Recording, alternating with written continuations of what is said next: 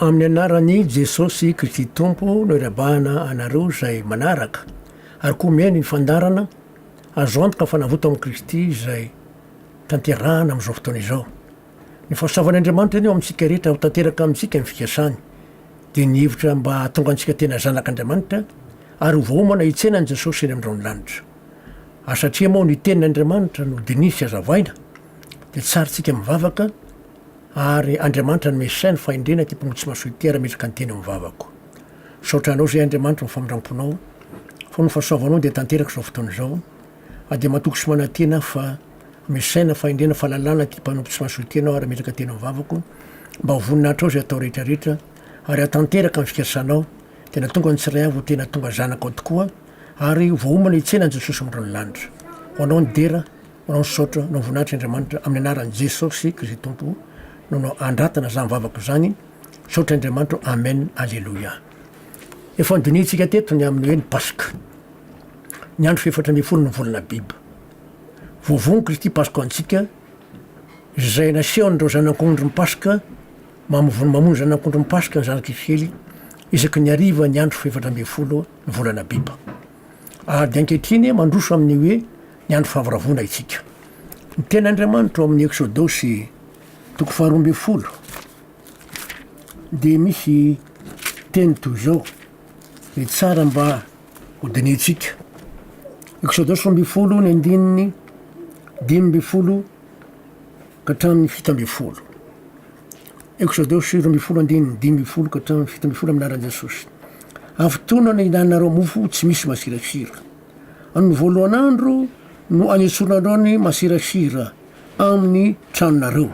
Fa na iza homana mofo misy masirasira amin'ny andro voalohany ka hatramin'ny fahafito dia ho fongona tsy ho amin'ny Israely. Ary amin'ny andro voalohany dia izy fivoriana masina ho anareo. Ary amin'ny andro fahafito koa izy fivoriana masina, tsy hanao raharaha akory nareo amin'izany andro izany, afa-tsy izay ho hoaniny isan'olona. Dia izany ihany no hamboarinareo ary hitandrina ny andro ny mofo tsy misy masirasira ianareo. Fa izany andro izany indrindra no nitondrako ny antokonareo nivoaka avy tany amin'ny tany Egypta dia ho tandremanareo izany hatramin'ny taranakareo faramandimby ho lalàna mandrakizay. Araka ny teto dia afotoana ao aoriana amin'ny Pasika mbola mihinana mofo tsy misy masirasira foana zanak'Israely mandrety ny afotoana. Ary ny andro voalohany dia izy fivoriana masina. Ny andro fahadimy ambin'ny folo io andro voalohany io. Ary ny andro fahafito aorianan'izay andro faha raika amby roapolo mbola misy teo fivoriana. Manazava an'izany Exodosy roa ambin'ny folo any andininy valo ambin'ny folo ka hatramin'ny roapolo. Anazavana an'izany Exodosy roa ambin'ny folo andininy valo ambin'ny folo ka hatramin'ny roapolo amin'ny anaran'i Jesosy Kristy tompo. Amin'ny andro fefatra ambin'ny folo amin'ny volana voalohany no nikarivo no hinananareo ny mofo tsy misy masirasira ambara-pahariva ny andro fa raika amby roapolo ny volana. Ariva ny andro zoma dia tampotra ny ariva ny andro zoma fa raika amby roapolo zany ny finanana mofo tsy misy masirasira. Afotoana no hinananareo hinanana ny isiany masirasira ao an-tranonareo. Fa na iza homana izay misy masirasira dia fongorona tsy ho amin'ny fiangonana ny Israely na vahiny na tobotany.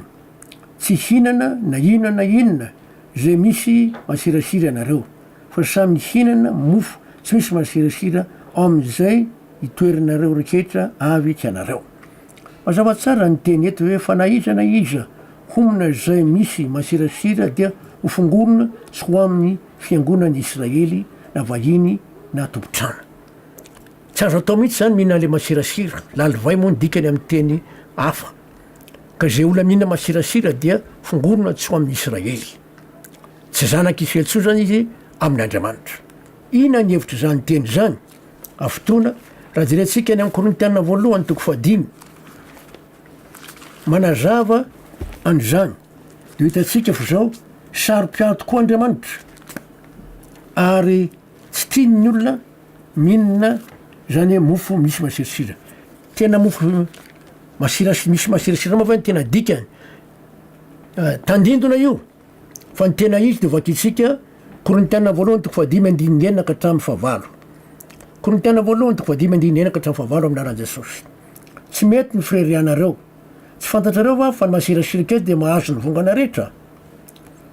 Esory masirasira ela mba ho vongana vaovao ianareo, alako zay tsy mamisy masirasirinareo.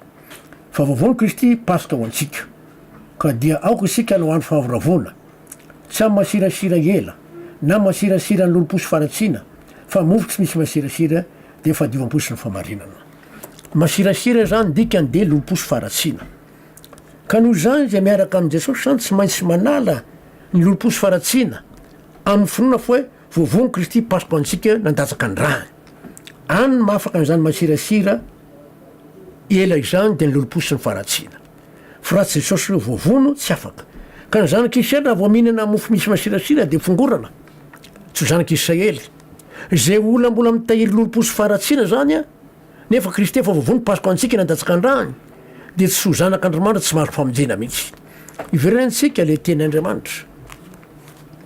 Satria voalaza fa nisy fivoriana masina ny andro voalohany, ary ny andro fahafito koa nisy fivoriana masina.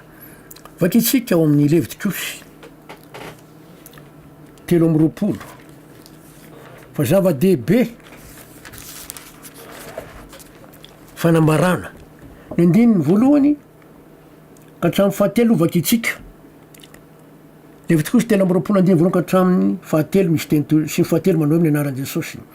Ary iavy ny teny tamin'ny Mosesy ka nanao hoe, mitenenina amin'ny zanak'Israely hoe, ny amin'ny fotoam-pivavahana voatendry ny ave izay antsonareo ho amin'ny fivoriana masina de zao no izy. Andriamanitra zany nanendry fotoana anaovana fivoriana masina ho an'ny ave. Inona amin'ny voalohany andininy fahatelo, henemana no anaovanao raharaha, fa ny andro fahafito de tena andro fitsakarana, de fivoriana masina aza manao raharaha akory hianareo, fa sabata ho an'ny ave eny amin'ny fonenareo rehetra izany.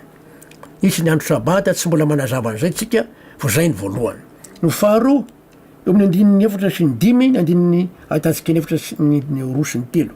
Menaran'i Jesosy, zao no fotoam-pivavahana voatendry ny ave de fivoriana masina antsonareo ho amin'ny fotoany avy.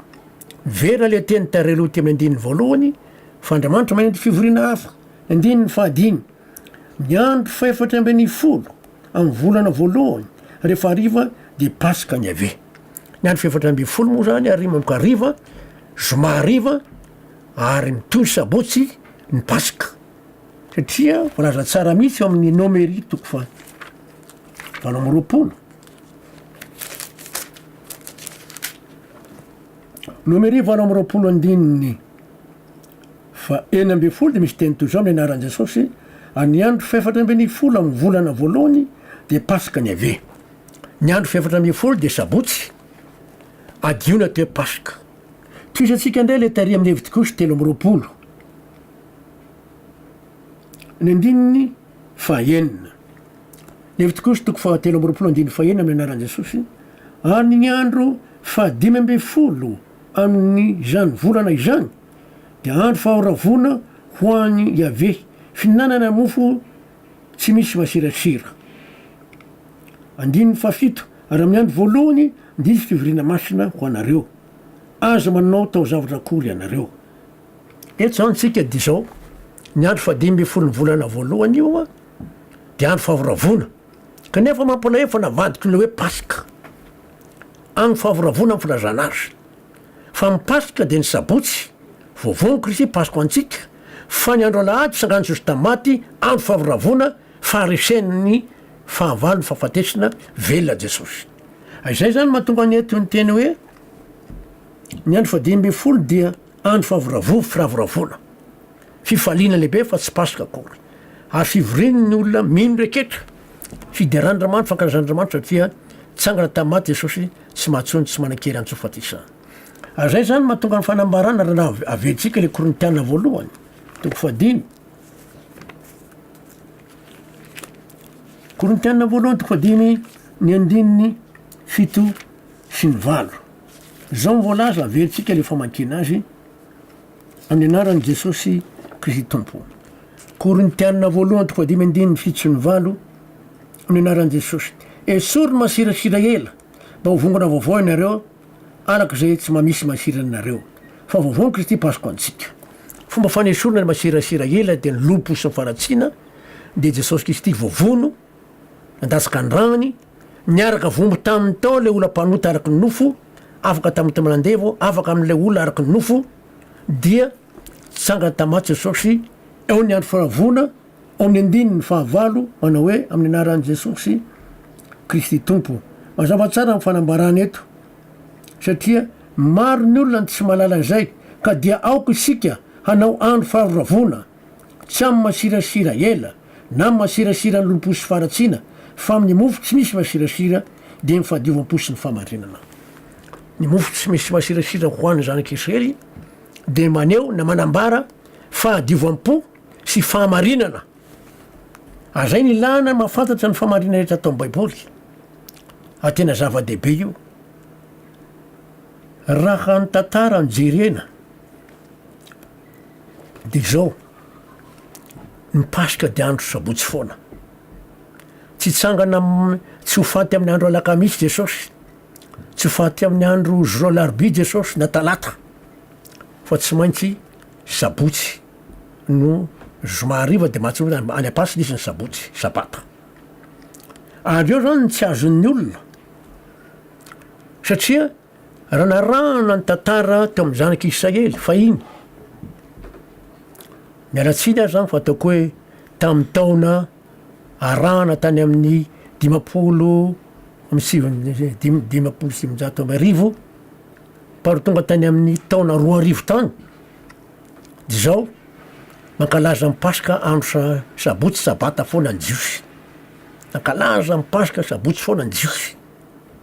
Ary zay ny zavatra nitranga zao nefa ny jiosy dia manambara fa hoe izy manam-pahaizana. Zatra tia mijery kitana mba ny volana zareo dia manambara fa hoe ny andro voalohany dia izao mijery kitana. Andriamanitra nefa raha nanao ny andro voalohany tsy mbola nisy ny masoandro, tsy mbola nisy ny volana mba mikitana fa fetim-boan'ny asany no nataony hoe andro voalohany raha mamakitsika ao amin'ny Genesis toko voalohany 9 ka hatramin'ny 5. Genesis toko voalohany 9 ka hatramin'ny 5 anaran'i Jesosy manao hoe tamin'ny voalohany Andriamanitra nahary lanitra sy ny tany. Ary ny tany dia tsy nisy endrika sady foana. Ary aiza ny tambonin'ny lalina. Ary ny fanan'Andriamanitra nanomboka tambonin'ny rano. Ary Andriamanitra nanao hoe misy mazava dia nisy mazava. Ary hitan'Andriamanitra fa tsara ny mazava.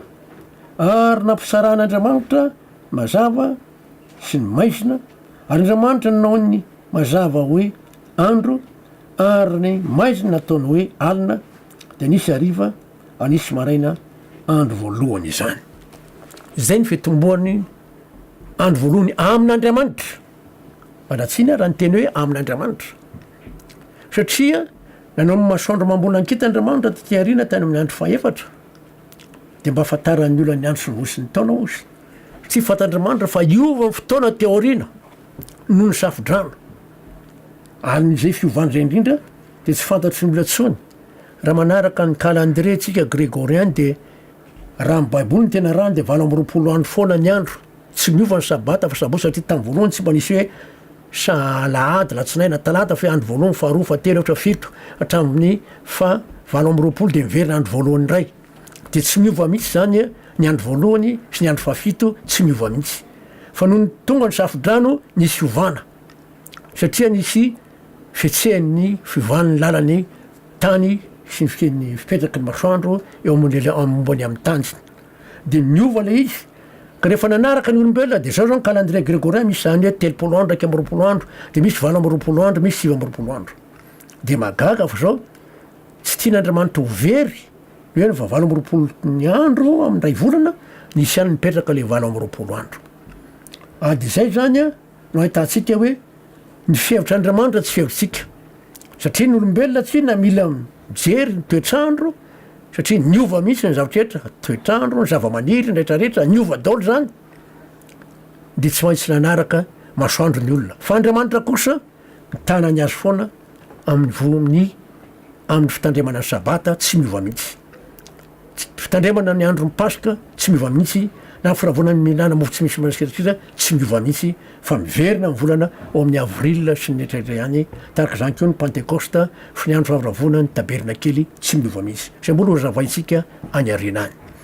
Mazava ny fanambarany eto, raha rahana ny ten'Andriamanitra, asain'Andriamanitra tandremana mihitsy ny volana biby, de Tornomia 12. Ny andininy voalohany ka hatramin'ny fahatelo lombakitsika amin'ny anaran'i Jesosy. Tandremo ny volana biby ka ataovy mipasika Andriamanitra ao, fa tamin'ny volana biby no nitondrany Andriamanitra ao anao nivoaka avy tany Egypta tamin'ny alina, ary vonoy nipasika ny Andriamanitra ao, de ondry, manosy sy omby eo amin'ny tany zay kofidiny ampitoerany iny anarany.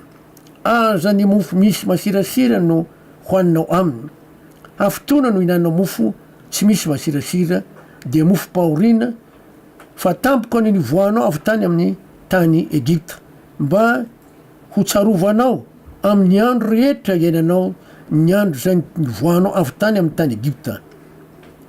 Eo zany tsika de mahita mazava tsara fa Andriamanitra mihitsy no namoakany zany kisera tamin'ny tany Egypta, fa tsy afaka amin'ny fanandevozana zareo raha tsy zany. De tahaka zany koa tsika, raha tsy Andriamanitra mihitsy namempamonjy azo antoka Jesosy Kristy avany zareo, tsy afaka am'le ota manandevo tsika zay fanazavany tany aloha, hery ratsy ao anatin'ny olona araka voalazan'ny Romanina 7. Hoe tsy ny sitrako no ataoko fa ny halako no ataoko, raha ny sitrako no ataoko de tsy zaho tsony manao zany fa ny ota zay mitoetra ato anatiko.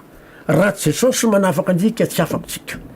Tamin'ny alalan'i Jesosy vomby teo amin'ny fijaliana, ka niaraka vomby tamin'i Jesosy teo amin'ny fijaliana tsika satria nataon'Andriamanitra tao amin'ny Jesosy. Vovony Kristy pasoko antsika de aoko tsika no andro fahavoravona ifany ray, satria ny andro 15 ny volana biby de andro fahavoravona, tsy pasika akory io, alahady io, kanefa navadiky ny hoe pasika. Ary mampatahotra satria Andriamanitra amin'ny teny hoe tsy azo ovana. Ary raha iverenantsika ny ten'Andriamanitra amin'ny Levitikosy 7:20 dia mazava tsara amintsika ny fanambaranao fa misy raha tohizany le vaky teny de ahitantsika ny zatra zay tokony ho tanterahana. Levitikosy 7:20 ny andininy 5 de ajantsika hatreo amin'ny andininy 12. Levitikosy 7:20 andininy 5 ka hatramin'ny 12 amin'ny anaran'i Jesosy manao hoe: ny andro 14 amin'ny volana voalohany rehefa hariva de pasika ny ave. Fa nazava tamintsika fa ny sabotsy zany io, manomboka zoma hariva. Indriny 9, any andro 15 amin'izany volana izany de andro fahavoravona ho an'ny ave, fihinanany mofo tsy misy masirasira, afotona no hinanao mofo tsy misy masirasira, ary amin'ny andro voalohany disy fivoriana masina ho anareo, azo manao tao zavatra akory ianareo. Ny olona dia rehefa tonga ny andro ny pasika, herinandro alohan'ny pasika dia mitsahatra zareo fihinana mofo tsy misy masira, nefa ao aoriana amin'ny pasika no fihinana mofo tsy misy masirasira mitsahatra. Zay ny tena marina. Zay natonga ny hoe lundi de Pâques na latsinain'ny pasika. Tokony ito zany le tsy fiasana, fa tonga ny zoma hariva manaraka iny, nefa moa zao tontolo zao tsy mindrarano zany. Fa de namoano marina Andriamanitra ihany tsarovana ny latsinain'ny pasika, satria sabotsy ny pasika, talata lahady andro 15 volana biba, andro fahavoravona, tokony ito zany fihinana mofo tsy misy masira, fa tonga ny andro 12 mijanona teo amin'ny latsinainy fotsiny izy de ny talata lasa miasa ny olona. Fa ny tena izy araky ny teny Andriamanitra de mipiparo tonga ny amin'ny sabotsy manaraka. Toizatsika ny vaky teny Levitikosy 7:20 ny andininy 7. ary amin'ny andro voalohany dia isy fivoriana masina ho anareo azonao tao zavatra akory anareo. Andro fahavoravona io, fihinana mofo tsy misy masirasira, andro lay nitsanganan'i Jesosy Kristy tamaty, resy ny fahavalo, andro fahavoravona lehibe tokoa, sady mahafaka antsika amin'ny masirasira ela, loloposy ny faratsila ho an'ny zay mino ao amin'i Jesosy Kristy tompo. Ny andiny ny fahavalo, fa manatera fanatitra tao amin'ny afo ho an'ny avia afitoana, ary amin'ny andro fahafito dia izy fivoriana masina koa, aza manao tao zavatra akory anareo. Ny andro fahafito sabata manaraka zany a, dia izy fivoriana masina fanohizana n'le andro fahavoravona, fa tsy lasa sabata atsotra fotsiny io a, fa tena andro fahavoravona. Sabata talohan'io a pasika, ny alahady ny apitsony pasika andro fahavoravona manomboka, fihinana mofo tsy misy masirasira, fa ny esorana masirasira ela, vavony Kristy pasika antsika. Ny sabotsy manaraka zay hoe sabata andro fahafito, fivoriana masina misy andro fahavoravona fankalazana fideran'Andriamanitra ihany koa miaraka amin'le hoe sabata amin'io fotoana io. Toy izy antsika ny andininy fahatsivy ka hatramin'ny 12. Ary eve ny teny tamin'ny Mosesy ka nanao hoe, mitenena amin'ny zanak'Israely hoe, rehefa tonga any amin'ny tany zay omeko anareo ka anareo ka hijinja mivokatra any, dia mitondra amboara izay amin'ny vokatrareo vokatra azafady izay amin'ny vokatra voalohambokatrareo any any fonenina mpisoronareo rikanareo. Averiko ndray mandeha azafady. Ary eve ny teny tamin'ny Mosesy ka nao hoe, mitenena amin'ny zanak'Israely hoe, rehefa tonga any amin'ny tany zay omeko anareo ka anareo dia ka hijinja ny vokatra any, dia mitondra amboara iray amin'ny voalohambokatrareo ho any ampisorona ka anareo, ary anevaeva ny amboara eo anatrehany ave izy,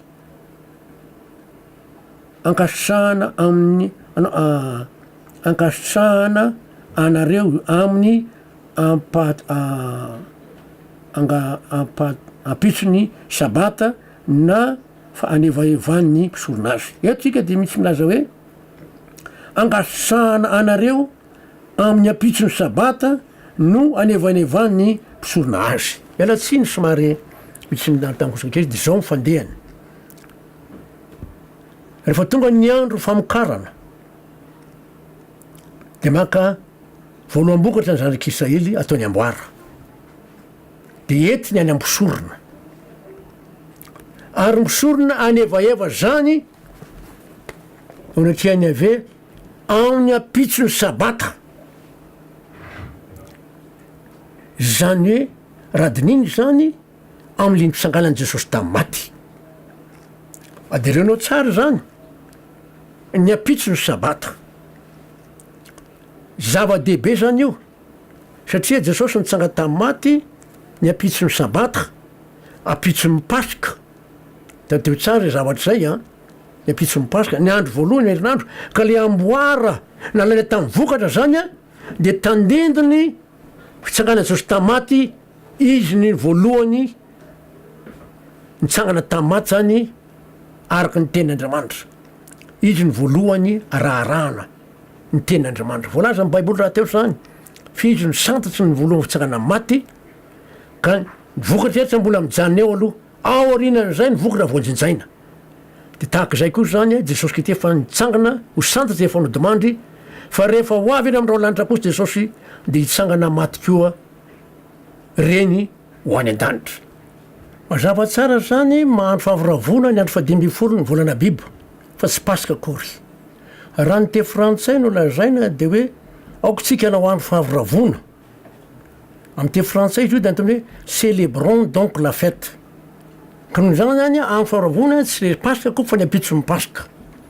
Ary tena zava-dehibe ho an'Andriamanitra io, ankalazantsika ny fitsangan'i Jesosy tamin'ny maty. Andro fahavoravona, fihinanana mofo tsy misy masirasira, tena antoka mifanesorana an'ireo loloposy faratsiana rehetra, ary ho tanteraka ao amintsika ny fiadanana amin'izay.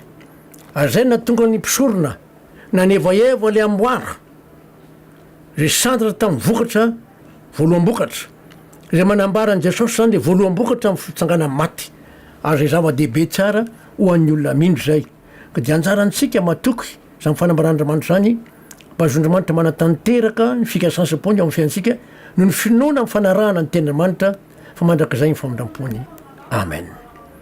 Ivavaka tsika satria ho farantsika ny teny ka dia ivavaka tsika saotranao zay andriamanitra ny famindram-ponao fa no ny fahasavanao sy famindram-ponao dia tanteraka teto ny fanjavana ny amin'ny paska sy ny andro fahavoravona finanana mofo tsy misy masirasira.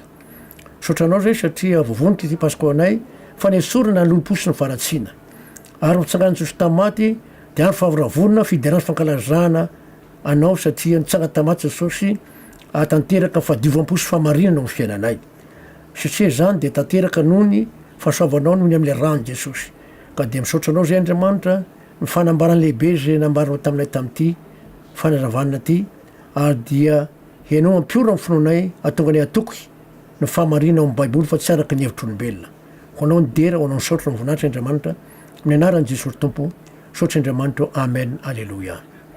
Veloma mandram-piaona ny fahasavan'andriamanitra eo amintsika rehetra ka dia ho tanteraka amintsika tompoko ny fiadanana zay nitoroany Jesosy hoe fiadanako nomeko anareo ary mba ho tanteraka amintsika tsiray avy koa fahadiovam-po sy ny fahamarinana satria afaka ilay loloposy sy fahamarinana rehetra tamin'ny alalan'i Kristy voavony paska ho antsika miaraka ny finoan'le rany zay latsaka antoka ny fiainantsika ka dia amanaraka indray veloma